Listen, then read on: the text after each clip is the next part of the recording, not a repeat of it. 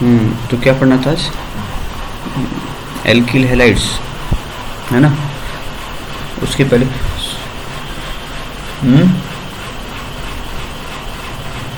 ठीक है, तो आज शुरू करेंगे एल्किल हैलाइड और and aryl halide, aryl halide, ठीक है। इसी को आप halo alkanes and halo arenes भी कहते हो नहीं कहते हो? हैलो एरिन्स, ये आईपीसी नोमेनक्लेचर सिस्टम में है और ये आपका कॉमन नेम है ना। तो दोनों आप कह सकते हो, चाहे एल्किल हैलाइड बोल दो, चाहे इसको एरिल हैलाइड बोल दो। देखो 11th में इसको डिस्कस कर रहे थे ना, पहले 11th में इसको डिस्कस किया था ना, एल्किल हैलाइड और एरिल हैलाइड को, ठीक है। चल, तो सबसे पहले डिस्कस करते हैं एल्किल हैलाइड के। उसके पहले देख लीजिए एल्केन का फार्मूला क्या है। एल्केन का फार्मूला है, एल्केन्स मीन्स CnH2n+2, है ना। मीन्स सारे कार्बन कैसे होंगे? sp3 हाइब्रिडाइज्ड होंगे, राइट। अगर इसी के एक हाइड्रोजन को रिप्लेस कर दिया जाए तो फॉर्म होगा CnH2n+1, यही बचेगा ना। अब ये जो बचा, अब इसमें एक कार्बन की एक वैलेंसी फ्री है, एक कार्बन की एक वैलेंसी फ्री है, तो इसको बोलते हैं क्या? Alkyl group. क्या बोलते हैं? Alkyl group. अब एल्किल ग्रुप बोलेंगे, एल्काइल ग्रुप बोल दो, जो भी बोलोगे, तो इसको क्या बोलते हैं हम लोग? Alkyl group. शुभम समझ में आ रहा है? क्या बोला कि एल्केन का फार्मूला क्या है हमारा? CnH2n+2, ठीक है। और इसमें से सारे कार्बन का हाइब्रिडाइजेशन क्या है? सब में sp3 है, ठीक है। अगर एक हाइड्रोजन को हम यहाँ से रिमूव कर दें, इसमें से किसी भी कार्बन के एक हाइड्रोजन को हम यहाँ से रिप्लेस कर दें, तो क्या बन जाएगा? वो एल्किल हैलाइड, यानी एल्किल ग्रुप में कन्वर्ट हो जाएगा। हैलाइड वर्ड भी यूज़ नहीं करेंगे, एल्किल ग्रुप में कन्वर्ट हो जाएगा, ठीक है। तो एल्किल ग्रुप का फार्मूला क्या निकल के आया? CnH2n+1। मीन्स अगर आपके पास, एक एग्जांपल ले लेते हैं, अगर आपके पास मान लेते हैं C की N की वैल्यू 5 है, C5, तो H कितने होंगे? 5 का डबल 10 और 10+1 11। अब एक वैलेंसी फ्री है अभी, है ना। तो इसमें कोई भी सब्स्टिट्यूट आकर अटैच हो सकता है, जिससे डेरिवेटिव ऑफ एल्केन फॉर्म हो जाएगी, ठीक है। तो बात हुई एल्केन और एल्किल ग्रुप की, ठीक है। ऐसे ही साइक्लो एल्केन्स में भी है। मान लो हमने साइक्लो पेंटेन लिया। अब साइक्लो पेंटेन में हमको पता है कि हर एक कार्बन पे दो हाइड्रोजन है ना, हर एक कार्बन पे इस तरह से 2 हाइड्रोजन अटैच है। अब इन हाइड्रोजन एटम्स को आप इसमें से आप हाइड्रोजन एटम्स को रिप्लेस करिए। अगर एक हाइड्रोजन कहीं से आप रिप्लेस कर देते हैं, अभी तो ये साइक्लो पेंटेन है, साइक्लो पेंटेन है ये, तो अगर इसमें से आप क्या करिए, एक हाइड्रोजन को रिप्लेस कर दीजिए, ठीक है। और जैसे एक हाइड्रोजन रिप्लेस करेंगे तो एक हाइड्रोजन, अब जो वैलेंसी आपने यहाँ से रिप्लेस करी है वो वैलेंसी फ्री हो गई, ठीक है। तो अब ये क्या कहलाएगा? साइक्लोपेंटिल ग्रुप, साइक्लोपेंटिल ग्रुप कहलाएगा ये। अब ये पूरा अभी कंपाउंड नहीं है, अभी एक ग्रुप बन गया, क्योंकि यहाँ से कोई भी अटैच हो सकता है, ठीक है। एक वैलेंसी फ्री हो गई, तो ये एल्किल ग्रुप में कन्वर्ट हो गया, ठीक है। चलिए, अब बात आती है इसके अगले पॉइंट, क्लासिफिकेशन। पहले एल्किल ग्रुप देख लें हैं क्या क्या। एल्किल ग्रुप में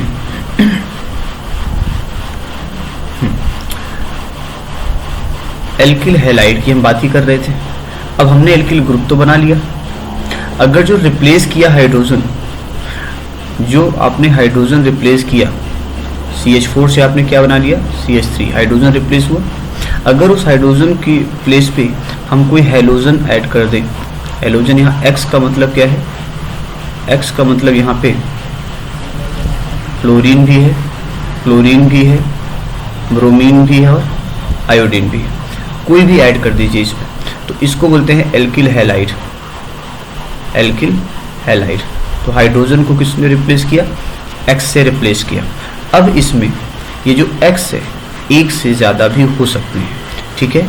हम सपोज हमने 2 हाइड्रोजन रिप्लेस किए थे तो X2, हमने 3 हाइड्रोजन रिप्लेस किए थे CHX3, हमने 4 किए थे तो CX4। इस तरीके से एक एक करके सारे हाइड्रोजन को आप यहाँ से रिप्लेस कर सकते हैं, ठीक है। जहाँ X की वैल्यू हमने आपको बता दिया। ठीक है। ये सारे के सारे एल्किल हैलाइड ही कहलाएंगे। इसको मोनो हैलो बोलते हैं, इसको डाई हैलाइड, इसको ट्राई हैलाइड, इसको टेट्रा हैलाइड, ऐसे वर्ड्स इसको देते हैं, इनको ऐसे नेम दिए जाते हैं, ठीक है।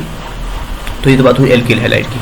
तो एल्किल हैलाइड में क्या होता है, hydrogens of alkane are replaced by halogen atoms, ठीक है। तो जब हैलोजन ग्रुप के द्वारा वो रिप्लेस होता है तो जो रिजल्टेंट बने हैं वो सारे क्या हैं, एल्किल हैलाइड है।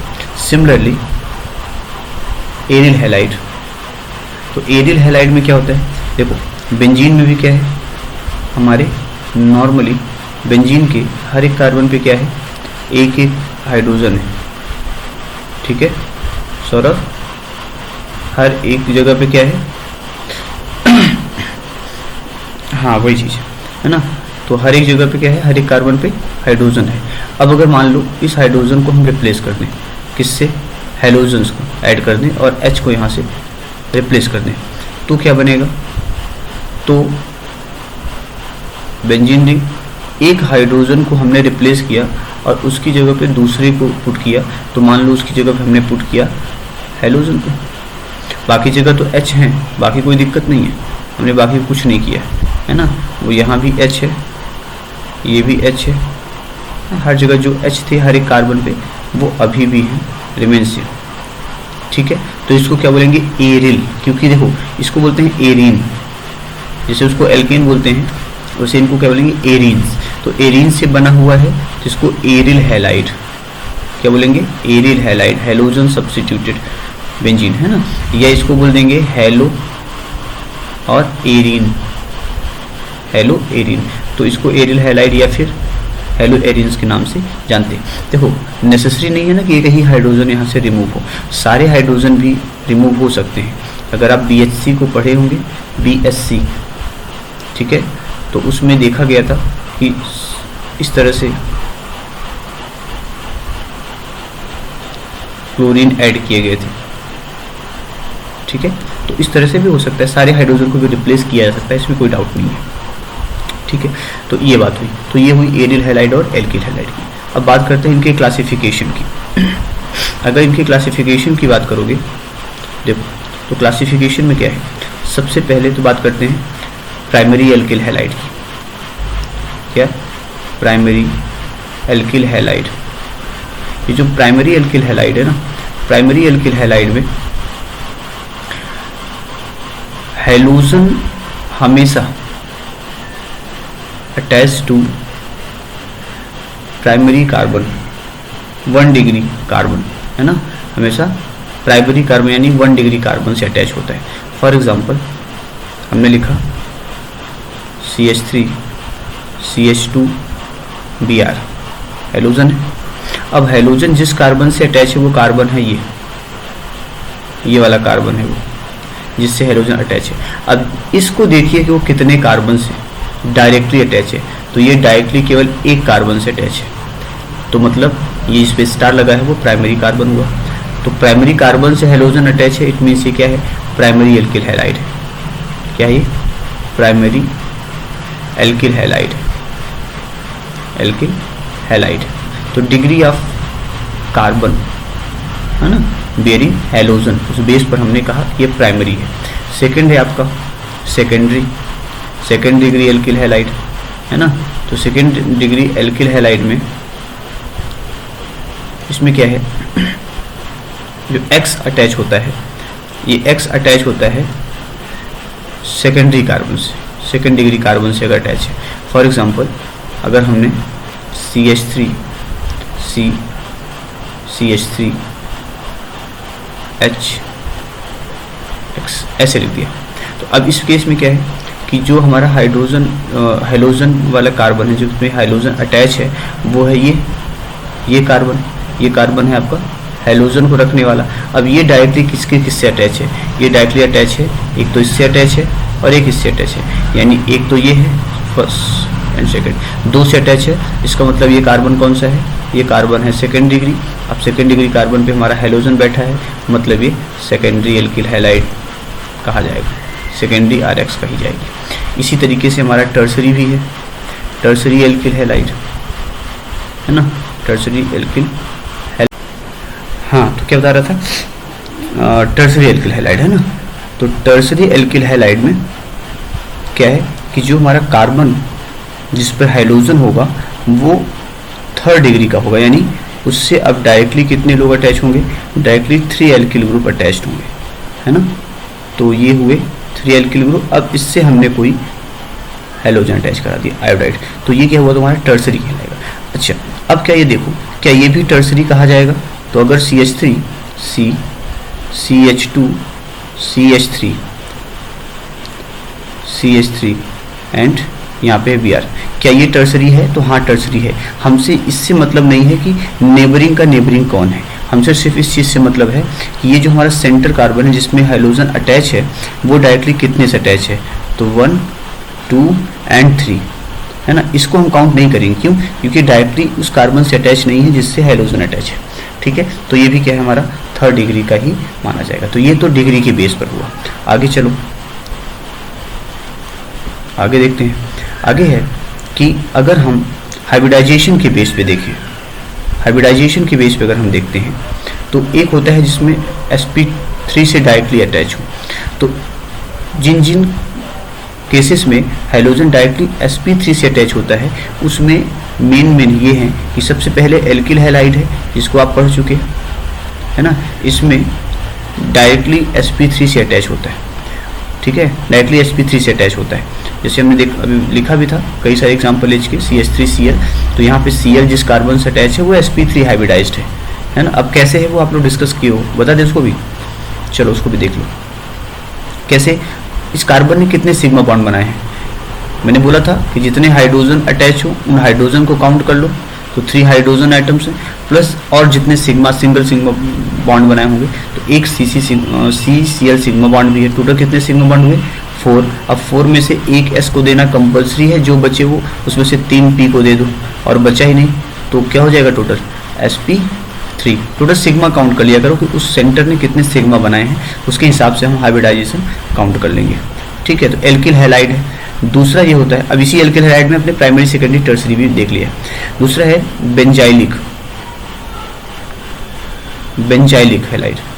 बेंजाइलिक हैलाइड में क्या है, बेंजीन से, अब देखो ये ग्रुप क्या होता है वो भी ध्यान दो। बेंजीन से डायरेक्ट हाइड्रोजन नहीं अटैच होगा, उसके नेबरिंग एक sp3 हाइब्रिडाइज कार्बन होगा और उससे फिर कोई हाइड्रोजन अटैच होगा। ध्यान से देख लो, इसको बेंजाइलिक ग्रुप बोलते हैं। बेंजाइलिक ग्रुप किसको बोलते हैं, अगर बेंजीन हो और बेंजीन से CH2 अटैच है, एक वैलेंसी अभी फ्री है, इसको बोलते हैं बेंजाइलिक ग्रुप। बेंजिल है ना, बेंजिल बोला जाता है इसको, क्या बोलते हैं, बेंजिल। और एक है अगर हमारे पास CH2 नहीं केवल CH हो, 2 वैलेंसी फ्री हो, तो इसको बोलते हैं बेंजल।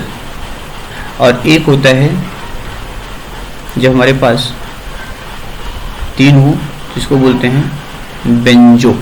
ठीक है, बेंजिल, बेंजल और बेंजो। ठीक, तो ये ग्रुप होता है।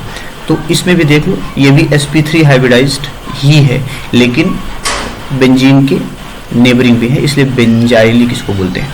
ठीक है, थर्ड होता है आपका एलिलिक हैलाइड भी इसी कैटेगरी में आता है। एलिलिक ग्रुप का मतलब होता है CH2 double bond CH sigma bond. अब यहाँ पे CH2 होगा जिससे हाइड्रोजन अटैच होगा। तो ये इतना बड़ा ग्रुप, यहाँ से इस पूरे को बोलते हैं एलिलिक ग्रुप। क्या बोलते हैं इसको हम, एलिलिक ग्रुप, एलिलिक ग्रुप। ठीक है, ये एलिलिक ग्रुप है और इस पूरे को बोलेंगे एलिल हैलाइड, क्योंकि एलिलिक ग्रुप है ना, इसको बोलेंगे एलिल हैलाइड के नाम से जानते हैं। ठीक है, तो इसमें भी ये जो कार्बन है वो कैसा है, sp3 हाइब्रिडाइज्ड है, बस डबल बॉन्ड का नेबरिंग है, next to CC double bond अगर है तो उसको sp3 तो बोलेंगे ना, sp2 थोड़ी बोलेंगे।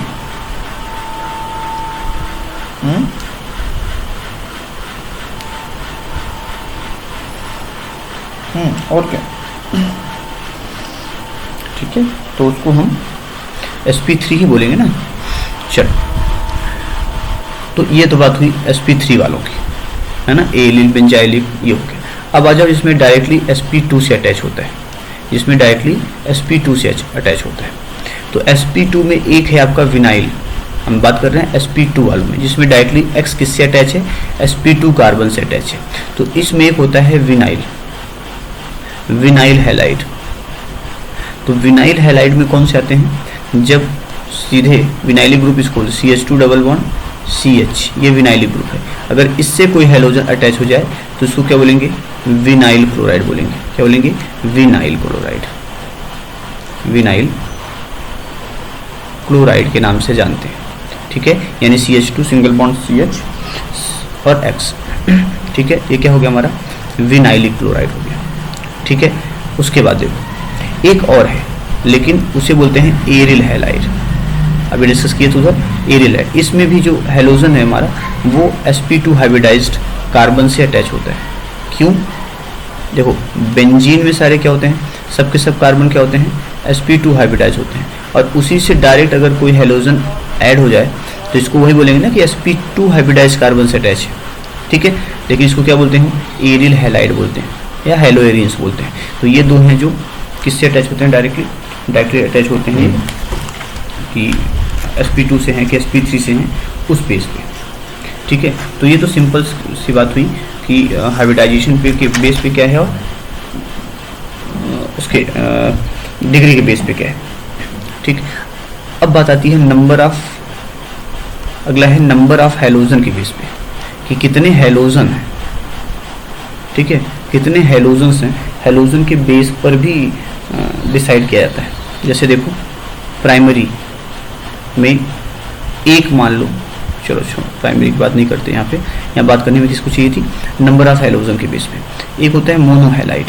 क्या होता है, मोनो, ये सब डिस्कस कर चुके हैं पहले, एक बार पढ़े हुए हैं इसको, है ना, एक बार रिवीजन के तौर पे देखते रहिए। मोनोहैलाइड का मतलब होता है कि जब केवल एक X हो, पूरे कंपाउंड में एक ही हैलोजन हो। फॉर एग्जाम्पल CH3, CH2 और X, एक ही हैलोजन तो है। तो जब किसी कंपाउंड में एक ही हैलोजन होता है जिसको बोलते हैं मोनोहैलाइड। जैसे बेंजीन में हमने एक ही Cl ऐड किया, क्लोरोबेंजीन, ये मोनोहैलाइड है। मोनोहैलाइड क्यों है, क्योंकि ये सिंपल एक ही हैलोजन इसमें अटैच है। ठीक है, ऐसे ही आपका साइक्लो का कोई ले लो, है ना, ये साइक्लोपेंटिल क्लोराइड, तो ये भी क्या है, ये भी मोनो है। तो जब एक हैलोजन होता है तो उसको क्या बोलते हैं कि ये मोनोहैलाइड है। अब इसके बाद मान लो एक की दो हो जाए तो उसको बोलते हैं डाईहैलाइड। क्या बोलते हैं, डाईहैलाइड। डाईहैलाइड में इंपॉर्टेंट है, देखो डाईहैलाइड में दो पढ़ने होते हैं, एक होता है जेम डाईहैलाइड। ठीक है, जेम डाईहैलाइड। ठीक है, और एक होता है विक। जेम का मतलब होता है जेमिनल। क्या होता है, जेमिनल, और विक का मतलब है विसिनल। जेम डाईहैलाइड में दो कार्बन होते हैं। डाईहैलाइड की बात करें तो दो हैलोजन होते हैं, नॉट कार्बन, दो हैलोजन होते हैं। ठीक है, इसमें कितने होते हैं, 2 हैलोजन्स होते हैं, 2 हैलोजन एटम्स। ठीक है, जब 2 हैलोजन एटम हैं तो दोनों हैलोजन एटम कहाँ होंगे, एट सेम कार्बन, दोनों सेम कार्बन पे होंगे। कहाँ होंगे, सेम कार्बन पे होंगे, दोनों के दोनों सेम कार्बन पे होंगे। दोनों हैलोजन सेम कार्बन पे हैं तो उसको बोलते हैं जेम। क्या बोलते हैं, जेम। जेम डाईहैलाइड के नाम से जानते हैं, या जेम हैलाइड लिख दो तब भी उसका मतलब, जेम का मतलब ये दो हैं तो मतलब उसे लिखा जा सकता है जेम हैलाइड। ठीक है, इसको कुछ और भी नाम देते हैं, जैसे एल्कलीडीन डाई, कॉमन नेम है एल्कलीडीन डाईहैलाइड, याद रखेंगे, एल्कलीडीन डाईहैलाइड, इसके कॉमन नेम में ऐसे भी लिखते हैं एल्कलीडीन डाईहैलाइड। जैसे इथिलीडीन डाईहैलाइड, यहाँ पे हमने वाई है ना, एथिलीडीन डाईहैलाइड, एथिलीडीन DENE, दो ही है ना, DENE, YLENE लिखा जाता है। क्या गलत लिख दिया क्या, हमने डी कहीं लिखा ही नहीं है ना, इसमें स्पेलिंग मिस्टेक है इसमें, हाँ देख लिया, इसमें के बाद वाई रहेगा ना, ये बोल रहे हो, हाँ, एल्कलीडीन DENE ऐसे होता है, ALKYLIDENE, एल्कलीडीन डाईहैलाइड बोलते हैं। या एल्कलीडीन ना बोलो तो डाईहैलाइड ना बोलो, सिंपल एल्कलीडीन हैलाइड बोल दो तब भी काम चल जाएगा। तो याद रहे, जिम में लगाते हैं लास्ट में एल्किल के साथ इडीन, IDENE, इडीन, जबकि वही विक के साथ अगर देखोगे, हाँ, तो जो अगर हम विक के लिए देखते हैं तो विक के केस में हम कहते हैं कि दो हेलोजन तो यहाँ भी हैं, नो डाउट दो हेलोजन यहाँ पे भी हैं, लेकिन दोनों हेलोजन एट सेम पर नहीं होंगे, एडजेसेंट पे होंगे। ये कहाँ होंगे?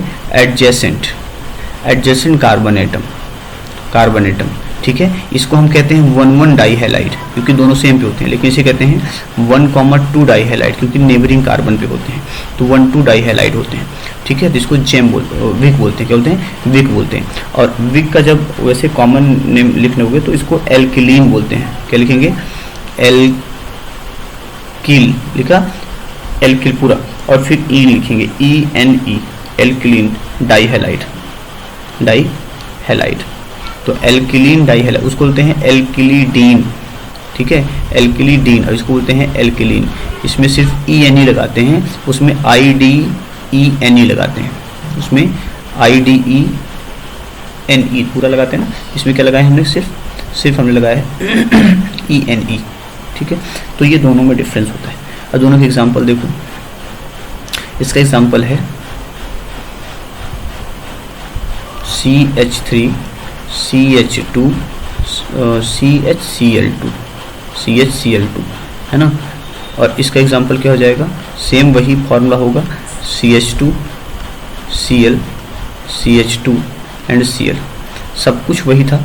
इसमें दोनों हेलोजन सेम कार्बन से अटैच है, यहाँ दोनों हेलोजन एडजेसेंट कार्बन पर अटैच है ना। उसको अगर हम बाहर कहीं बनाएं तो इसको अगर हम यहाँ बना दें तो इसको कैसे बनाएंगे?